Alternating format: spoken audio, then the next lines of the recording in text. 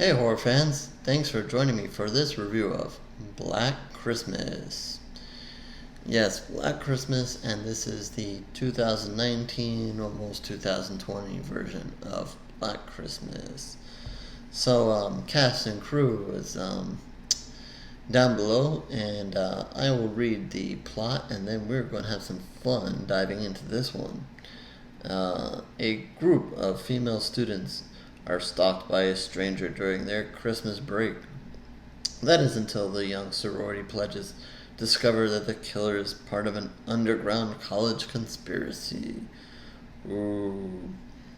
Now, does that sound like the plot to Black Christmas? The original Black Christmas? Let me see. The original Black Christmas. During their Christmas break, a group of sorority girls are stalked by a stranger. Okay. Even Black Christmas 2006. On Christmas Eve, an escaped maniac returns to his childhood home, which is now a sorority house, and begins to murder the sorority sisters one by one. So, if I'm not mistaken, and I've been mistaken before, those are the Black Christmas original, remake number 1, and now we're on remake number 2. And I bring up all those plots for a reason, and I'm going to get to that reason in a minute. First, I'm going to say spoiler alert. I don't know how many people are interested in Black Christmas or have seen it or will see it or will watch this review and want to see it or not see it. But regardless, spoiler alert. I don't like to give away things, but I have a huge complaint about this movie. The reason why I kind of went through those plot lines there, and so I won't no mistake about it. Spoiler alert, I'm going to give away what happens at the end of this movie and tell you why this movie is different, and just go full blast on this movie. I don't really like to attack movies or whatever like this, but this one really pissed me off, and I'm going for it, and that's why the girl behind me might look a little bit nervous and so forth. She's not going to like what I'm going to say, but I'm going to say it anyway. So, here we go. Remember, we're titled Black Christmas here. And so it starts off in a very Black Christmas kind of way. It is obviously Christmas time. There's Christmas decorations everywhere. The girls are getting ready for their Christmas break. You see, some of the girls in the sorority are doing their thing, and then one girl has to be all alone, walking, blah, blah, blah. She's on the phone, distracted. She thinks somebody's following her, and, they make it seem like it's one person, then the killer's there, a little back and forth. She ends up dead, and the thing here, to start off the movie is, if you watched the trailer to Black Christmas, you basically saw this scene. And you saw it maybe mixed in different ways, but you basically know what's going to happen to her. I mean, you're going to know what's happened to her regardless. But if you watch the trailer, you know what happens to her regardless. And, that's strike number 1 right there. I do a lot of promoting trailers and so forth. Everybody wants to watch them. But if you want an example of why you don't watch trailers, there it is, because... why they just give away stuff like that, I don't know. That's just what they're trying to do and get you to get suckered into it. But yeah, they completely ruined any dramatics of that scene. Again, this movie, so that's, I can have a whole discussion on trailers, but I'm not going to get into that. I'm going to have a whole discussion on PG-13 versus R, but I'm not going to really get into that as well. But that's another strike against this movie. It is PG-13. Not rated R. No. I've said it before. No, I'm not one of the people that insist it has to be rated R. No, a movie doesn't have to be rated R. I prefer it rated R, especially if it's a slasher type movie. I prefer it rated R, more for my enjoyment. a slasher is meant to be bloody. I want to see blood, and I don't want to ramble too much on about that point because there's obviously another point I want to make here.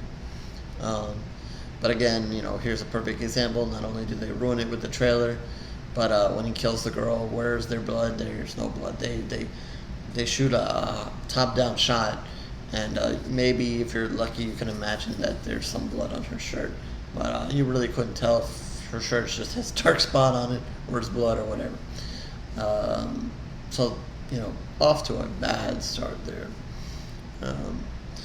Things start to unfold here.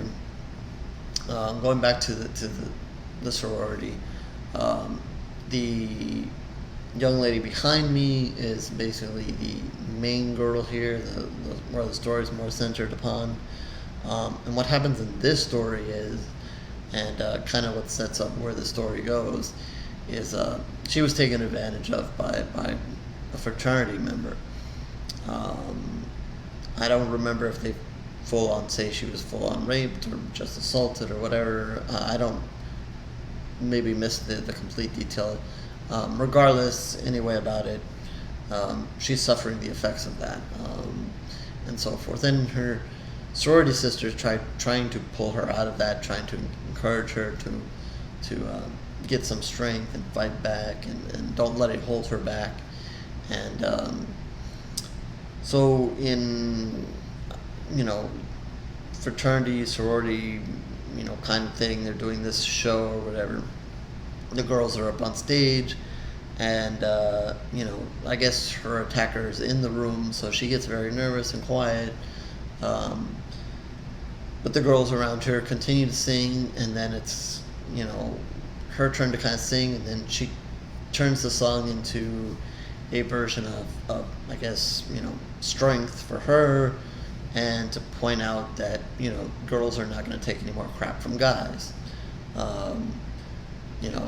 Obviously the sororities and the other women in the room are all cheering. The guys, especially the ones that were involved in the abuse or whatever, they're not so happy about this.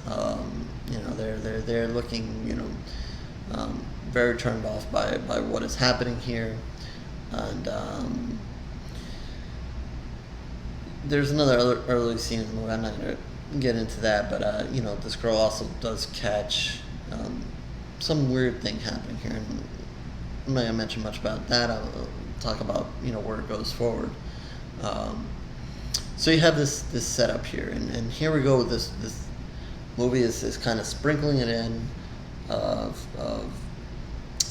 and again, I have, I'll say it right now, love women, love, women in horror. I'm all for that. Have nothing against, showing women power in the movie. I'm a big fan of movies like Ready or Not, You're Next, and whatever, blah blah.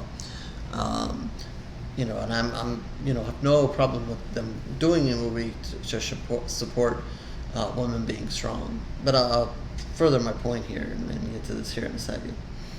So movie moves forward. You see, this girl sees that the friend from the beginning is missing. She has another friend. She's not sure where she is. She starts receiving weird texts. Weird stuff is going on the phone. There's some infighting between the girls there. And long and behold, all of a sudden there's a killer in the house. They have to survive it. They're running around, blah, blah, blah. Here comes getting towards the spoiler part here. And boom, they kind of survived. They think they got the killer down. Bam, there's another killer. Oh, shocker here. Here's a little bit of the twist in the story. Okay, so, you're not blowing me away from the start. Bad with the trailer, no blood. Okay, here we go. With the killer, maybe things will pick up. You've, in a way, revealed him a little early. But there's a twist. There's a second killer. Okay, so what is going on? I'm slightly intrigued here. Slightly still intrigued. But wondering what the hell is happening here because, again, in the original Black Christmas, one killer. So, okay, they want to do a multiple killer thing here. Okay, I'll let that slide for now. So they escape the scene and move on, blah, blah. So now we have a thing here where they're trying to figure out what the hell is going on here, and the main girl here kind of goes back to, oh, she saw a bunch of the guys with one of the professor doing some ceremony or something. She caught wind of that, so she thinks some has some involvement with that. So she eventually ends up down here in this fraternity house, and bam, it's revealed what is happening here. And so the story goes is something about the guy who originally who started either the fraternity or the school or whatever. Um, there's some kind of supernatural thing going on here. They used his statue, did some spell or whatever, blah blah, and basically are the professor's using that to give the strength of that old guy Hawthorne, I believe, who started the school, to basically possess or give strength to all these fraternity boys, and they basically want to fight back against these women who are pushing forward the woman movement. So basically, they're setting up this clash between the girls and the boys in this movie here. They've given the guys now a little bit of extra strength from some supernatural bullshit, blah blah. I mind you, this is a good time to go back and revisit what I said at the start. Black Christmas, even the Black Christmas, the first remake. One killer. Coming back home. Crazy guy. Just wants to do crazy stuff. He wants his home back. What does that have to do with fraternity and women fighting with each other and blah blah? Not a damn thing. They even so they kind of had me up to the point. Even if they had more than one killer, they wanted to go maybe a Scream direction, blah blah. I could have passed with that. But now they brought in the supernatural. Now they brought in the women versus the men. They're gonna have a fraternity versus sorority battle here, and they do. They have a full out battle here, in the basement or whatever of this fraternity, and so forth. They want to show the two clashes between the women trying to stand up against the men wanting to fight back, the men want the power. They want to retain their power over these women. They even have to go so far as to have one of the girls basically in the spell or whatever, and kind of say, no, the guy should be in charge. What the hell? What the hell? I'm all for, you do a remake, you want to put your own spin on it, okay? You go back to something like Halloween, Rob Zombie's Halloween. The big difference there is, he gives a whole backstory to Michael, and you see him when he's little. That's fine. It works within the story, and it carries on. And you see, then Michael grow up and do the things we expect him to do. That is fine. This story just goes way off the rails. Where the hell does this supernatural bullshit come from? Where does this men versus women bullshit come from? I'm fine. If the point of you making this movie was to bring up this women empowerment and then men fighting back, and you wanted to take that angle, that is fine. I'm fine with that. If you look at the movie overall, that's not a bad plot line to go with, and not a bad story to go with. My problem here is that you name the movie Black Christmas, you set it up as a remake, and then you just destroy the original. You go a little bit into the original story and then just do a whole big ending to it and have the movie surrounded by something that had nothing to do with the original movie and so forth. I mean, in a way you can say, in the first one and even the second one, the slasher, the guy is taking advantage of the women and killing the women and, blah, blah, okay, if you want to pitch that to me and so forth. But I mean, think about that. I mean, that's a slasher way to go, and he's attacking a sorority. There's going to be not a lot of men around. This is not Attack of the Men here. He's attacking a sorority. They're in his house. He's going to kill them. This is not not him personally attacking them because he just hates on women. He wants to do he wants his home back, and he's a little crazy. That has nothing to do with this story. I don't get it. I don't understand, why you have to go through extremes. I say the movie is fine. If you want to entitle it anything else, entitle it something else. Entitle it sorority. Title it sorority killers or sorority fights back. fraternity versus sorority, sorority versus fraternity, whatever the hell you want to call it something else. Don't make it a remake. Don't put Black Christmas on it. You could have started the movie in any other holiday. Could have been a holiday weekend. It could have been spring break for all you know. Could have been anything, or even if you wanted it to still be Christmas, have it be Christmas, but don't set it up like it's Black Christmas. Do your own original thing at the beginning.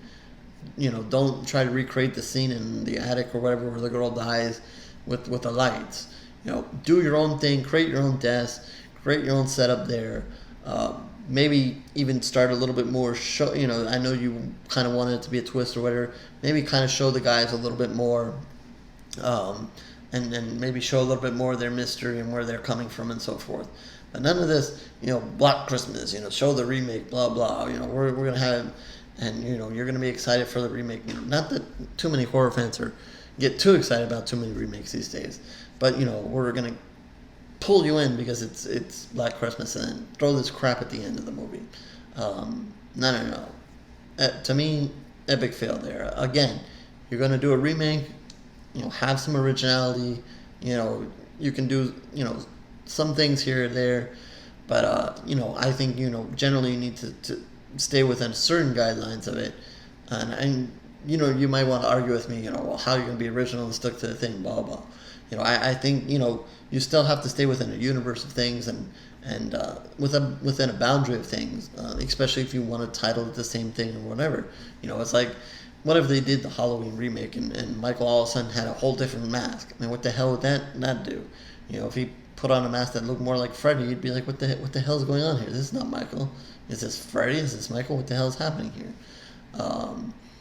If they would have started, at the beginning, maybe he didn't kill his sister. He, started, as little, he's killing all these other people. And you're like, well, what the hell is happening here?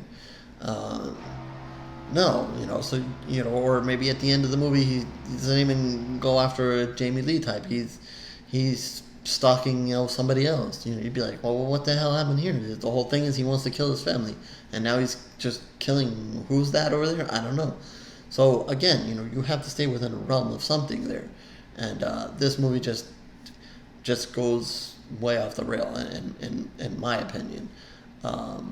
So again, I guess the point is here is that, why name it Black Christmas? If you would have named it something else and I watched it, I'd been like, okay, this is just another slasher movie, and they're making their point with the women's movement and so forth like that. And I probably would have said, okay, blah, blah. And instead of all this complaining about remakes and so forth, I'd have said, the trailer kind of screwed it up. It didn't have any blood, but, I could have some fun with the fact that people were killed in the movie.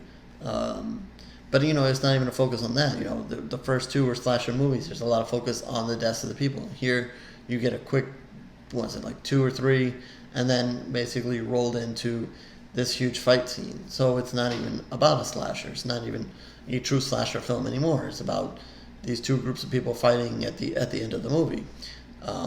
So again, in another aspect, Black Christmas is considered a slasher, at least in my mind, is a slasher movie. And by the end of this movie, you've taken the slasher out of it by having these two groups fight against each other. So this review is unlike probably any of the other that you sat through. I'm a little animated here. This movie really pissed me off, really agitated at me, as you can see. On my chat, I've railed a little against this movie. Recent episode of our podcast, I rail on this movie and kind of say some of the things I am now.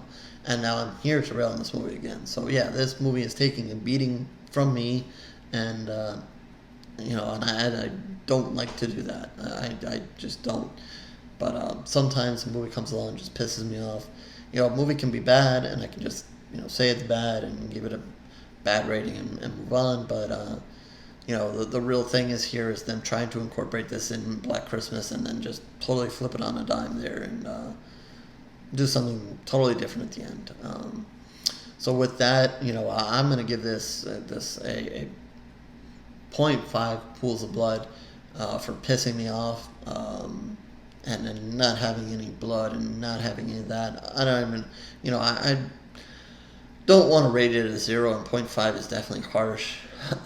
Again, this is on a scale of 5, and but when you've gone to the lengths to piss me off and make me rant like this, and I'm glad I get to do a video review and rant like this, because maybe if I wrote it out, you wouldn't quite get how mad I am at this movie. But hopefully, if anything, you've enjoyed this review, a more animated review. And again, I did spoil everything. I'm sorry if you had hopes of not being spoiled by this movie for whatever reason. But that's it. That's it. My rant is over. I've pissed off this girl behind me. She's had a hard time as it is. And again, 0.5 pools of blood. I'm not gonna give it a 0. I don't know what I've given it a 0. I'm sure there's something out there I've given a 0, but that's it. So as usual, horrorsgoryreviews.blogspot.com. That's where you can find more reviews, video reviews, written reviews, and so forth. Social media down below. Agree or disagree, please comment down below, whether you've seen the movie or not, or maybe you just watch this video and you want to remark on trailers, PG versus 13 versus R, or just remakes or just Black Christmas in general, or whatever the hell you want to call this movie. Maybe you have a more creative name than I can come up with here. But anyway, that's it, and hopefully the next review will be a little bit more calmer and back to the normal thing here. So I thank you for your time, horror fans, and I will catch you soon.